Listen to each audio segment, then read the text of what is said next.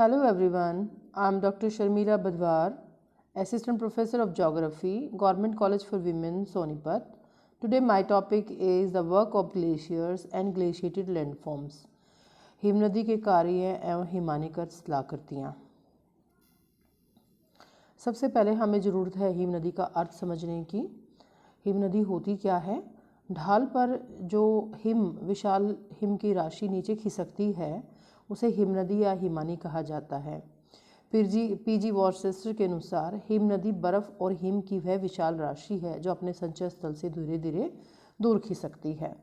बहुत सारे विद्वान ऐसा मानते थे कि जो हिम राशि है वो चलती नहीं है, लेकिन ऑस्ट्रेलिया के नेचुरलिस्ट जो वैज्ञानिक थे उन्होंने लुईस अगासिस उन्होंने कहा कि हिम नदी गतिशील होती है और इसकी गति अलग अलग पार्ट में अलग अलग होती है। जैसे किनारों पर गति कम होती है क्योंकि घर्षण होता है, बीच में नदी की गति तेज़ होती है। और ऐसा उन्होंने बर्फ़ के ऊपर पोल गाड़ कर किया। जो बीच वाले पोल थे वो ज़्यादा सरके हुए थे, साइड वाले पोल कम सरके हुए थे। उनके अनुसार, लुईस अगासिस के अनुसार, हिम नदी 2.5 सेंटीमीटर प्रतिदिन से लेकर 30 मीटर प्रतिदिन सरक सकती है। और ये सब सरकने का जो गति है वो ढाल और गुरुत्वाकर्षण शक्ति के बल पर निर्भर करती है। अब हम समझेंगे कि हिम होती क्या है, हिम नदी कैसे बनती है। जो ऊंचे पर्वतीय क्षेत्र हैं, ध्रुवीय प्रदेश है, जहाँ पर तापमान हिमांक बिंदु से कम होता है, वहाँ पर वर्षण जो है जल की बूंदों के रूप में ना होकर हिमतुलों के रूप में होता है। और जो हिमतुल जब गिरते हैं, फ्रेश होते हैं, तो बहुत ही रेशम की तरह मुलायम होते हैं और बहुत सुंदर सा पैटर्न बनाते हुए, रवे बनाते हुए ये गिरते हैं। और लगातार जब गिरते हैं तो एक परत के ऊपर दूसरी परत गिरती है और वो परत धीरे धीरे जो नीचे वाली परत है उसकी हवा निकल जाती है और वो ठोस और सहन रूप धारण कर लेती है। तो ऐसी हिम को हम हिमकण या नेव कहते हैं। और हिम राशि की ऊंचाई 70 से 80 मीटर तक भी पहुंच जाती है और अपने भार और पृथ्वी की गुरुत्वाकर्षण के प्रभाव से ढाल के नीचे खिसकती है। तो इसकी गति मैंने बता ही दिया कि अलग अलग होती है। अब देखेंगे कि हिम क्षेत्र या हिम रेखा क्या होती है। हिम नदी अपने पोषण के लिए अप्रत्यक्ष रूप से समुद्र तल पर निर्भर करती है। जिन ठंडे प्रदेशों में वार्षिक हिमपात की दर उसके पिघलने और उसके वाष्पित होने की दर से ज़्यादा होती है वो हमेशा हिम से ढके रहेंगे। और ऐसे क्षेत्र जहाँ पर बर्फ़ पड़ती है उनको हिम क्षेत्र कहते हैं। हिम क्षेत्रों की निचली सीमा को हिम रेखा कहते हैं। हिम रेखा ऐसी सीमा होती है जिसके ऊपर कभी भी बर्फ़ नहीं पिघलती है, हमेशा बर्फ़ जमी मिलेगी। और ये कभी भी स्पष्ट और निश्चित नहीं होती है क्योंकि जो ड्राई अक्षांश है, जो मध्य अक्षांश है 20 से 30 डिग्री, ड्राई अक्षांश बोले जाते हैं उनको, शुष्क अक्षांश है, वहाँ पर हिमरेखा उच्च पाई जाती है। और ध्रुवों पर हिमरेखा जो है कम ऊंचाई पर पाई जाती हैं, लगभग समुद्र तलों पर पाई जाती हैं। और ड्राई अक्षांश पे लगभग 6000 मीटर पाई जाती हैं। और भारत में भी हिमरेखा 4000 मीटर हिमालय पर पाई जाती है। तो इस प्रकार से सीमा कभी भी निश्चित नहीं होती, इसकी ऊंचाई अलग अलग क्षेत्रों में अलग अलग होती है। हिमनदी कितने प्रकार की होती है? हिमनदी 4 प्रकार की होती हैं। महाद्वीपीय हिमनद, हिमछत्रक, गिरिपदीय हिमनद और घाटी हिमनद या पर्वतीय हिमनद। महाद्वीपीय हिमनद क्या होते हैं? महाद्वीपीय हिमनद ऐसी विशाल और विस्तृत हिम चादरें होती हैं जो महाद्वीपों के पर्वतीय और मैदानी भागों के बहुत बड़े हिस्से को ढक लेती हैं। ग्रीनलैंड और अंटार्कटिका इसी प्रकार के हिमनदों के उदाहरण हैं। अगर हम अंटार्कटिका की बात करते हैं, विश्व की सबसे बड़ी हिम चादर है और उसका क्षेत्रफल 153 लाख वर्ग किलोमीटर है और इसकी अधिकतम मोटाई 4270 वर्ग मीटर है। ग्रीनलैंड हिमचादर का क्षेत्रफल 18 लाख वर्ग किलोमीटर है। अगर दोनों को मिला दिया जाए तो जितनी भी विश्व में बर्फ़ की चादरें हैं उनका 96% जो है ग्रीनलैंड और आपकी अंटार्कटिका हिमनदी बनाती है। हिमछत्रक छोटे विस्तार की हिम चादरों या महाद्वीपीय हिमनदों को स्थानीय तौर पर हिमछत्रक या हिमटोपी कहा जाता है। फिर देखेंगे गिरिपदीय हिमनद। जब पर्वतों की चोटियों से विशाल हिमनदियाँ नीचे उतरती हैं और दो भी हो सकती हैं, 2 से अधिक भी हो सकती हैं और पर्वत की तलहटी पर पहुंचती हैं तो इनको हम गिरिपदीय हिमनद कहते हैं। अलास्का का मेलास्पाइन इसी प्रकार का इसका एग्जाम्पल है। पर्वतीय घाटी हिमनद ऊंचे पर्वतों से खिसक कर किसी पूर्ववर्ती घाटी से बहने वाली हिमराशि को पर्वतीय घाटी हिमनद कहते हैं। भारत के कराकोरम श्रेणी में बहने वाली सियाचिन है जो हिमनद है, लगभग 72 किलोमीटर लंबी है। इसी प्रकार से उत्तराखंड में कुमायूं श्रेणी में बहने वाली गंगोत्री हिमनदी भी 25 किलोमीटर लंबी है। तो ये घाटिया पर्वतीय हिमनदी का एग्जाम्पल है। अब हम बनने वाली, अगर हम ये नदियों के कार्य करने से पहले हमें ये समझना जरूरी है कि कुछ शिलाकृतियाँ जो बर्फ़ के द्वारा नहीं बनती हैं, हिम नदी के द्वारा नहीं बनती, लेकिन हिम नदियों के ऊपर बनती हैं, बहुत ही ज़्यादा इम्पॉर्टेंट होती हैं। तो ना वो निक्षेपण से बनती हैं, ना ही अपरदन से बनती। तो कौन कौन सी ऐसी शिलाकृतियाँ हैं? पहला है हिमविद्रे। असमान मार्गों पर घसीटते हुए जब हिमनद की तली दोनों पार्श्वों पर खिंचाव पड़ता है तो विभंजन हो जाता है, किनारों पर भी और बीच में भी विभंजन हो जाता है, क्योंकि हिमनदी की गति अलग अलग भागों में अलग अलग होती है। तो कुछ विभंजन होने से दरारें पड़ जाती, जिसे हिमविदर कहते हैं। और हिमविदर 3 प्रकार का होता है। 3 जैसे पहला है सीमांत यानी कि मार्जिनल। जब हिमनदी के किनारों पर ऐसे लंबी लंबी, जैसे ये हिमनदी है, इसके किनारों पर लंबी लंबी लाइनें पड़ जाती हैं ना दोनों किनारों पर, तो उसे हम बोलते हैं पार्श्व हिमविदर यानी कि सीमांत हिमविदर या मार्जिनल क्रेविसेस। और जब हिमनदी के ऊपरी भाग में, जैसे ये हिमनदी बह रही है, इसकी तली में बिल्कुल आड़ी रेखाएं पड़ जाती हैं, इनको हम बोलते हैं अनुप्रस्थ विदरें या ट्रांसवर्स क्रेविसेस। और जब हिमनदी के घाटी के अनुरूप, जैसे ये मेरी उंगली दिखाई दे रही, घाटी के अनुरूप अगर लंबी लंबी दरारें पड़ जाती हैं लंबवत दिशा में, तो हम इनको अनुदैर्घ्य विदर या लॉन्गिट्यूडनल विदर कहते हैं। और ये बहुत ही ट्रीचरस होती है, बहुत ही धोखेबाज होती हैं। ये कई मीटर, 200 मीटर भी गहरी हो सकती हैं। इनके ट्रीचरस कैसे होती हैं कि इनके ऊपर फ्रेश बर्फ़ की लेयर पड़ जाती है, और जो पर्वतारोही हैं वो इनको देख नहीं पाते। अगर उनका पैर इसके अंदर लगता है तो वो हल्की होने के कारण ऊपरी बर्फ़ की परत जो है टूट जाती है, और उसके अंदर नीचे वो गहरी खाई में गिर जाते हैं और इस प्रकार से अपनी जान गंवा बैठते हैं। दूसरा जो बन जाता है इसी हिम के ऊपर, वो दूसरा है हिमदर या ब्रगश्रुंड। जब हिमनदी अपने और जहाँ पे ओरिजिन होता है, जहाँ पर ये स्थित होती हैं, वहाँ से ये चलती हैं, तो वहाँ पर बर्फ़ का विभंजन हो जाता है और एक हिमदर बन जाती है, जिसे ब्रगश्रुंड कहते हैं। गर्मियों में ये अच्छे से दिखाई देती है और सर्दियों में नई बर्फ़ की लेयर पड़ने से ये दिखाई नहीं देती है। तीसरा है सेरेक्स, जो मोटी हिमचादर होती है, उसके ऊपर उबड़ खाबड़ चलने से उसमें दरारें पड़ जाती है, तो उनको हम सेरेक्स कहते हैं। धूल के कूप, जो हिमनदी होती है उसमें बहुत सारे शिलाखंड उसके अंदर धंसे हुए होते हैं, और जब सूर्य का प्रकाश पड़ता है तो वो गर्म हो जाता है और आसपास की बर्फ़ भी गर्म हो जाती है, और पानी की छोटी छोटी जो है गर्त से बन जाते हैं, और इन्हें हम क्या कहते हैं? धूलकूप कहते हैं। फिर है हिमानीपट। हिमानीपट क्या होते हैं कि जो बर्फ़ का बड़ी सी शिला अगर बर्फ़ के ऊपर धंसी हुई है, तो बर्फ़ के आसपास तो बर्फ़ पिघल जाती है, लेकिन नीचे की बर्फ़ जमी रहती है, तो उनको ऐसे पट्टों को हम शिलापट्ट कहते हैं। उसके बाद बर्फ़ के हिमनदी के कार्य, हिमनदी 3 प्रकार से कार्य करती है: अपरदन, परिवहन और निक्षेपण। तो अपरदन कैसे करती है? अपरदन 2 क्रियाओं के द्वारा करती है।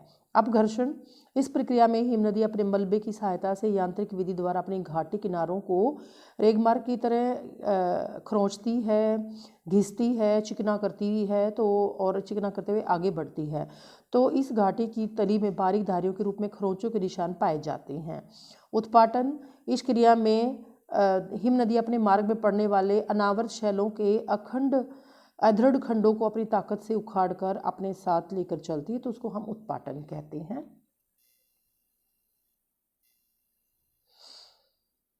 अब है हिमनदी के अपरदन द्वारा बनने वाली शिलाकृतियाँ। सबसे पहले देखेंगे हिमसर्क। जब ऊंचे पर्वतीय भागों में फिसल कर नीचे उतरती है तो अपने ढाल पर गड्ढे बना देती है। समय के साथ गड्ढे हिम खुदाव की क्रिया से और भी गहरे होते चले जाते हैं। तो पर्वतीय ढालों पर बने ऐसे गड्ढे जो है उन्हें सर्क कहा जाता है। और दूर से देखने पर यह भूआकृति अर्धगोलीय रंगमंच या आराम कुर्सी जैसी दिखाई देती है। और इसका सबसे बड़ा एग्जाम्पल है ग्रीवनी सर्क, सबसे बड़ा है। और हिमालय में भी पश्चिमी CMW नाम का बहुत बड़ा सर्क पाया जाता है, जो लगभग 3000 या 4000 मीटर के आसपास पाया जाता है। ये आप स्लाइड देख रहे हैं, इस स्लाइड में आपको ये जो गड्ढे से दिखाई दे रहे हैं, इन्हीं को सर्क कहा जाता है।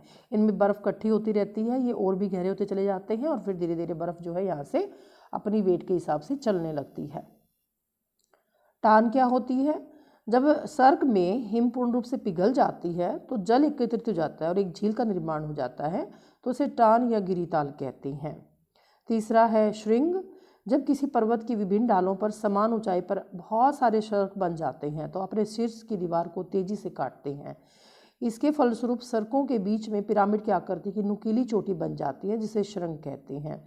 स्विट्जरलैंड का आल्प्स पर्वतों में मैटरहॉर्न इसका एग्जाम्पल है। भारत में भी त्रिशूल चोटी इसका एग्जाम्पल है।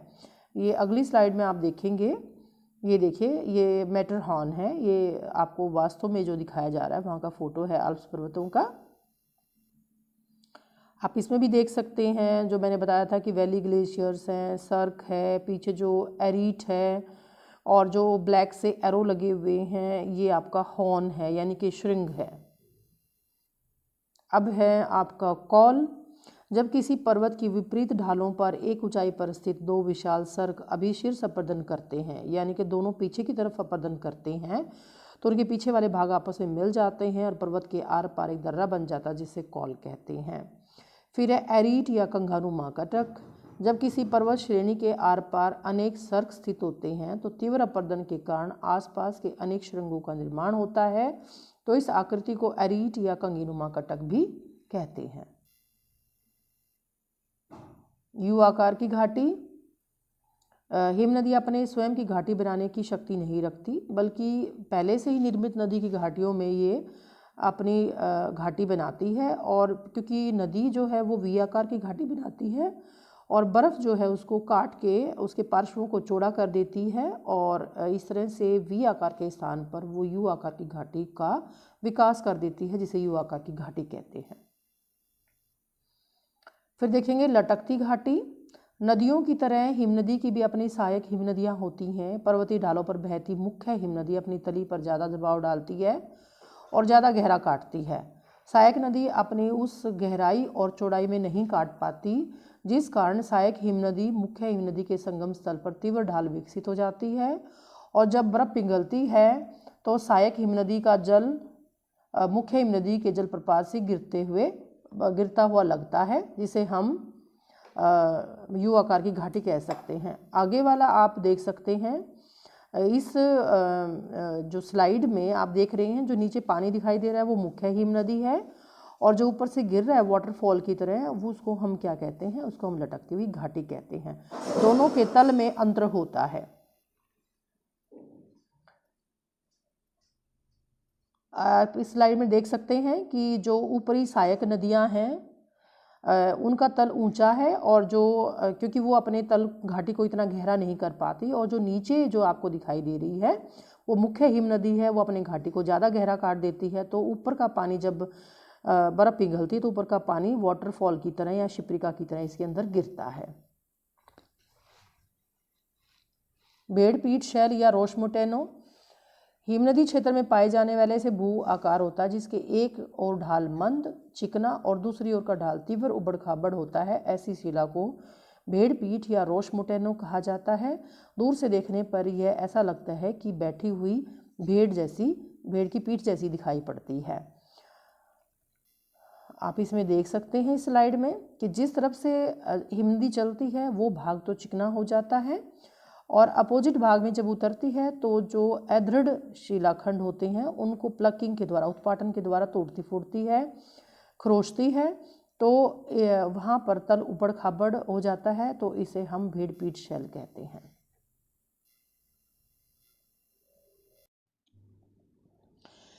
फिर अगली जो शिलाकृति है वो नूनाटाक। नूनाटाक क्या होता है कि बर्फीले प्रदेशों में उभरी हुई चट्टानी टीले होते हैं, पहाड़ी चोटियाँ होती हैं जिन पर बर्फ़ का आवरण नहीं पाया जाता और ये द्वीप के समान दिखाई देती हैं। तो इन टीलों के किनारे बर्फ़ के घर्षण तुषारपात से जर्जर होते रहते हैं। ऐसी चोटियाँ ग्रीनलैंड और उत्तरी ध्रुव के निकट बहुत सारे द्वीपों के रूप में पाई जाती हैं, बहुत सारी पाई जाती हैं। फिर है शृंग व पूंछ शिलाकृति। कई बार हिमनदी के मार्ग में ज्वालामुखी प्लग जैसी कठोर चट्टानें आ जाती हैं। ज्वालामुखी प्लग नहीं, मतलब प्लग तो आता ही है, और भी बहुत सारी कठोर चट्टानें आ जाती हैं और हिमनदी प्रवाह की दिशा में चट्टान पर फैली मिट्टी का अपरदन तो कर पाती है, परंतु दूसरी ओर मिट्टी का अपरदन नहीं कर पाती। वो मिट्टी प्लग की वजह से संरक्षित हो जाती है और दूर से देखने पर ऐसा लगता है जैसे कठोर चट्टान के पीछे असंगठित अपोड की लंबी सी पूंछ लग गई हो, जिसको हम क्रैग एंड टेल टोपोग्राफी कहते हैं। इंग्लैंड का एडिनब्रा का कैसल रॉक है, वो इसका एग्जाम्पल है। आप ये crag and tail topography slide में देख रहे हैं कि एक तरफ तो जो है छोटा सा उसका अपरदन हो जाता है, दूसरी तरफ का फैल जाता है, संरक्षित हो जाती है, इसको क्रैग एंड टेल टोपोग्राफी कहते हैं। फिर है हिमगर्त या हिम सोपान। जब घाटी हिमानी के मार्ग में भ्रंश पर पड़ जाने के कारण कई कगार बन जाते हैं, यानी कि जब कई बार सीढ़ीनुमा कगार बन जाते हैं, सीढ़ीनुमा अगर भ्रंश पड़ जाते हैं तो उनके ऊपर से गुजरने वाली हिमनदी अपघर्षण, उत्पाटन व विशेषिक अपरदन की क्रियाओं द्वारा विशाल सोपानों की रचना करती हैं, जिन्हें दत्ताकार सोपान या साइक्लोपिन कहा जाता है। और हर दत्ताकार सोपान के नीचे बर्फ़ जो है एक गड्ढा गर्त बना देती है, जिसको हम पैटर्नोस्टर लेक कहते हैं, जब वो गड्ढा पानी से भर जाता है। ये आप एग्जाम्पल देख रहे हैं बड़े विशाल दत्ताकार सोपान का, दत्ताकार सीढ़ियों का, और हर सीढ़ी के नीचे अगर देखेंगे हम गड्ढे से बन जाते हैं पानी की अपरदन क्रिया के द्वारा, और ये जब गड्ढे पानी से भर जाते हैं तो इनको हम सोपान कहते हैं। उसके बाद फियोर्ड है। फियोर्ड क्या होता है? ऊंचे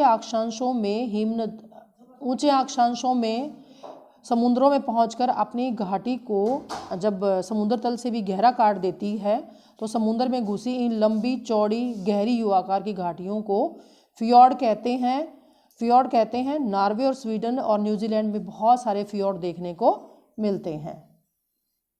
ये आप इस स्लाइड में आप फियोर्ड देख रहे हैं, ये नॉर्वे में फियोर्ड पाया जाता है।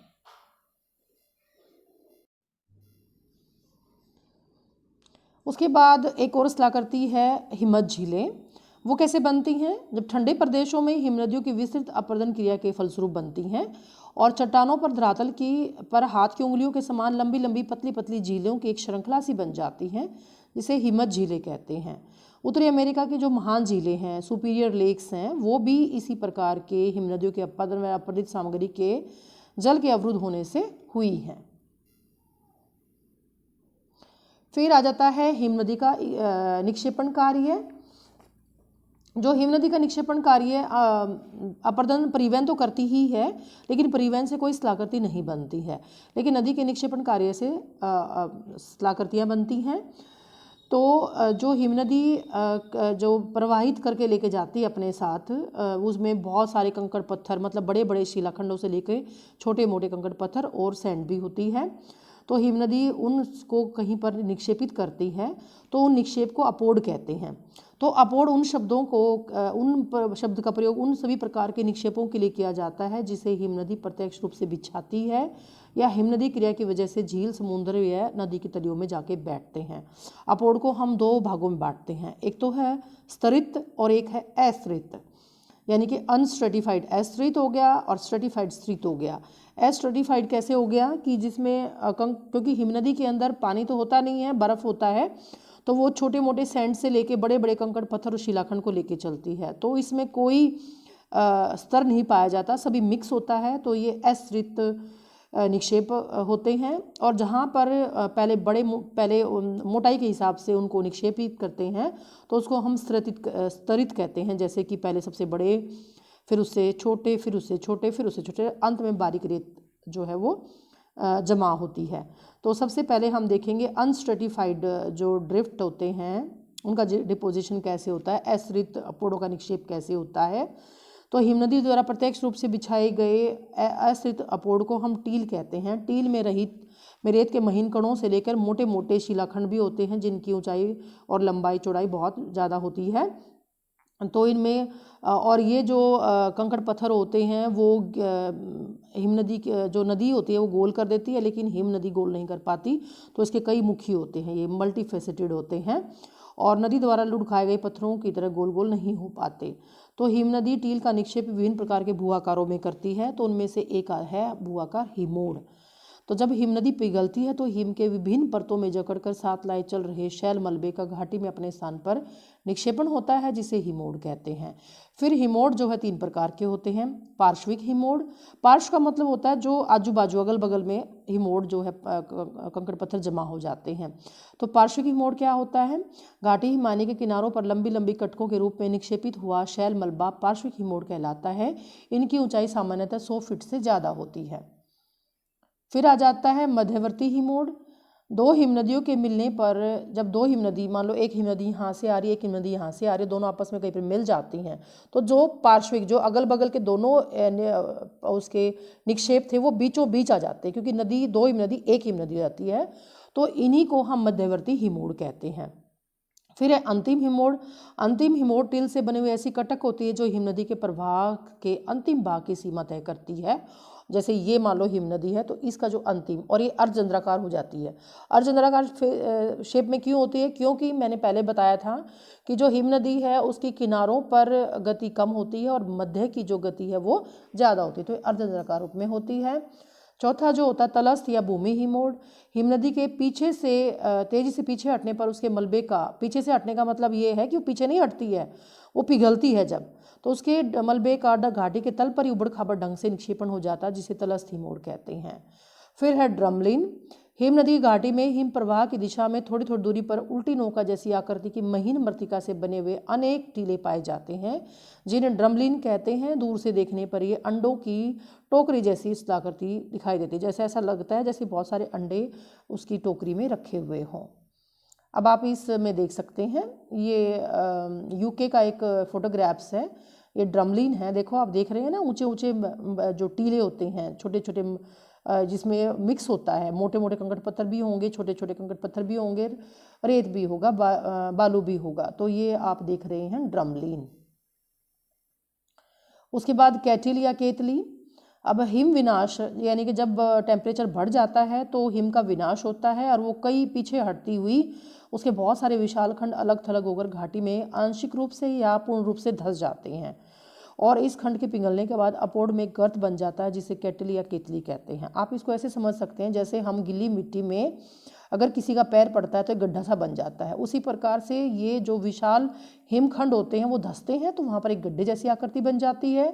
और जब ये टेम्परेचर बढ़ने पर ये गड्ढे, ये जो हिमखंड हैं वो पिघल जाते हैं, तो इन्हीं गड्ढों में पानी इकट्ठा हो जाता है, और अमेरिका की प्रेरी के मैदान में बहुत सारे कैटिनुमा गड्ढे को देखने को मिलते हैं। आप इस स्लाइड में देख रहे हैं, ये गड्ढे दिखाई दे रहे हैं आपको बड़े बड़े, और इन गड्ढे का मतलब ये है कि इतना बड़ा शिलाखंड यहाँ पर जो है हिमखंड यहाँ पर अलग हो गया था, फिर उसके बाद वो यहाँ पर धंसने से उसके निशान बन गए, और जब वो पिघला तो यहाँ पर पानी जमा हो गया, तो ये कैटल कहलाती हैं।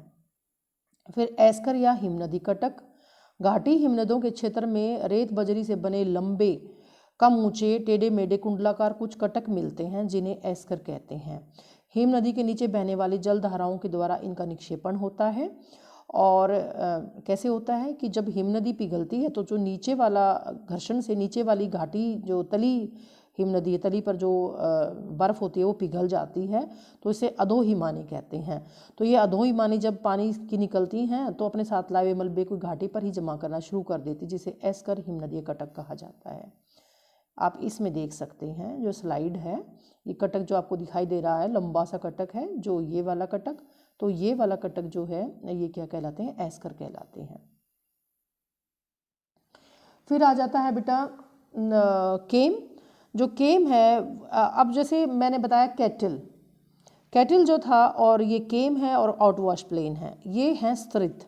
स्तरित क्यों है? क्योंकि यहाँ पर पानी क्या हो रहा है? पिघल रहा है, बर्फ़ पिघल रही है। तो पानी, जब पानी इन्वॉल्व होता है ना, तो पानी में जो क्या करता है, वो स्तरित शिलाखंडों को जमा करता है। पहले सबसे मोटे शिलाखंडों को जमा करेगा, फिर उससे छोटे, फिर उससे छोटे, फिर उससे छोटे। तो अब ये केम है। इमानी के अग्रभाग में निकलने वाली जल धाराएं बजरी और बालू को ऊंचे नीचे टीलों के रूप में जमा कर देती हैं। महीन सामग्री से बने हुए इन टीलों को केम कहते हैं। कई बार घाटी और उसके पार्श्वों के बीच में रेत बजरी की चौड़ी पट्टी सी बन जाए तो उसे हम केम चबूतरा कहेंगे। उसके बाद है मैदान या आउट वॉश प्लेन। हिमनदी के पिघलने से उत्पन्न जल अपने मलबे के साथ अंतिम हिमोड़ के पीछे खड़ा होना शुरू कर देता है, क्योंकि उसकी ऊंचाई ज़्यादा नहीं होती, और जब जल की मात्रा बढ़ जाती है तो अंतिम हिमोड़ के ऊपर से बहने लगता है और अंतिम हिमोड़ को भी थोड़ा बहुत अपर्दन कर देता है। और यह सामग्री अंतिम हिमोड़ के आगे क्षेत्र में भारीपन के क्रम में, मैंने पहले ही बताया, अगर हम केटल की बात करते हैं, केम की बात करते हैं, आउटवॉश प्लेन की बात करते हैं, तो यहाँ पर क्या है, पानी इन्वॉल्व है। तो भारीपन के क्रम में, यानी कि सबसे पहले भारी, फिर उससे कम भारी, फिर उससे कम भारी, फिर अंत में सबसे कम भारी कंकड़ पत्थरों को जमा करेगी। तो इसे हम आउट वॉश प्लेन कहते हैं या अप शेप मैदान कहते हैं, हिमधोत मैदान कहते हैं। ये आप देख रहे हैं, ये पिघल रही है हिम नदी आगे आने से, क्योंकि टेम्परेचर बढ़ रहा है, और जो अंतिम हिमोड़ था, जो लास्ट में जहाँ पे बर्फ़ दिखाई दे रही है, वो अंतिम हिमोड़ है। वहाँ से जब ये पानी उतरता है तो अंतिम हिमोड़ का अपर्दन कर देता है और आगे तक फैला देता है, जिसे आउट वॉश प्लेन कहते हैं। तो इस प्रकार से आपका जो है कंप्लीट हो जाता है चैप्टर। फिर इस पे आपके जो है छोटे लघु उत्तरात्मक प्रश्न आ सकते हैं। मैं आपको यहाँ पर केवल 5 ही प्रश्न बताऊँगी। लघु उत्तरात्मक प्रश्न में 20 से 30 शब्दों में लिखेंगे या 2 से 3 पंक्तियों में इनके जवाब देने होंगे। जैसे किस वैज्ञानिक ने बताया कि हिम नदियाँ गतिशील होती हैं।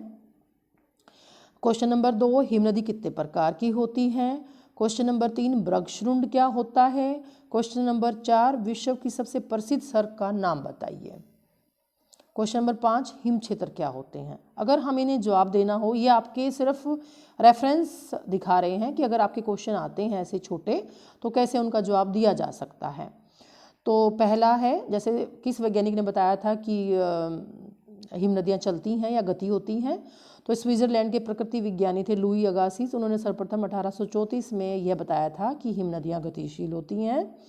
हिम नदी कितने प्रकार की होती हैं, तो हिम नदी 4 प्रकार की होती हैं। महाद्वीपीय हिम नदी, छत्रक हिम नदी, और गिरिपदीय हिम नदी, पर्वतीय घाटी हिम नदी। फिर तीसरा क्वेश्चन था कि ब्रगशृंड क्या होता है। तो घाटी हिमानी के जब शीर्ष भाग में हिम का ऊपरी हिस्सा हिम क्षेत्र से अलग होता है तो एक विशाल हिमदर बन जाता है, यानी कि विशाल गर्त बन जाता है, जिसे ब्रगशृंड कहते हैं या हिमदर कहते हैं। फिर था कि सबसे प्रसिद्ध सर्क का एग्जाम्पल दो, तो ग्रीवनी का सर्क था, वो विश्व का सबसे प्रसिद्ध सर्क है। 5 क्वेश्चन था कि हिम क्षेत्र क्या होते हैं। ऐसे क्षेत्र जो सदा ही हिम से ढके रहते हैं, जहाँ पर हमेशा ही बर्फ पड़ी दिखाई देती है, उसे हिम क्षेत्र कहते हैं। फिर इस पे निबंधात्मक प्रश्न भी आ सकते हैं। निबंधात्मक प्रश्न का मतलब होता है आपको 4 से 5 हज़ार शब्दों में इसका आंसर देना होता है, बड़े होते हैं, इसमें आपको डायग्राम भी बनाने होते हैं, डायग्राम के बिना मार्क्स नहीं आते हैं। जैसे पहला क्वेश्चन देखेंगे हम, हिम नदी के अपर्दन कार्यों का विस्तृत विवेचन कीजिए। तो पहले बताएंगे आप हिम नदी क्या होती है, फिर हिम नदी से बनने वाली स्थलाकृतियाँ क्या होती है, हिम नदी का अपर्दन कार्य जैसे मैंने बताया था हिम नदी का अपर्दन कार्य 2 प्रकार से होता है, अपघर्षण और उत्पाटन, तो वो आप डिस्कस करेंगे। फिर हिम नदी कैसे अपने स्थलाकृतियाँ बनाती है, तो स्थलाकृतियों में सारे जो हिम के अपर्दन से बनने वाली स्थलाकृतियाँ वो यहाँ पर विद डायग्राम आप समझाओगे, विद डायग्राम आप बनाओगे और लिखोगे, तो आपके आंसर आपको मिलेगा, आपको मार्क्स मिलेंगे, नहीं तो आपको मार्क्स नहीं मिलेंगे। दूसरा क्वेश्चन है, हिम नदी द्वारा अनाच्छादन कार्यकर्ता के रूप में बनाई गई स्थलाकृतियों का वर्णन करो। अनाच्छादन के कारक भी क्या होता है। अनाच्छादन क्या होता है, अनाच्छादन होता है, इसका मतलब होता है डेनुडेशन। डेनुडेशन का मतलब होता है डेनुडियर से लिया गया है। डेनुडियर का मतलब होता है अनावृत करना या नग्न करना, यानी कि अपनी शैलों को कैसे नग्न करती हैं, कैसे अपर्दन करती हैं, तो अपर्दन द्वारा बनने वाली स्थलाकृतियों का आप विस्तृत वर्णन करोगे। फिर है हिम नदी अपर्दन और निक्षेपण द्वारा बनी भू आकृतियों का विस्तृत विवेचना कीजिए।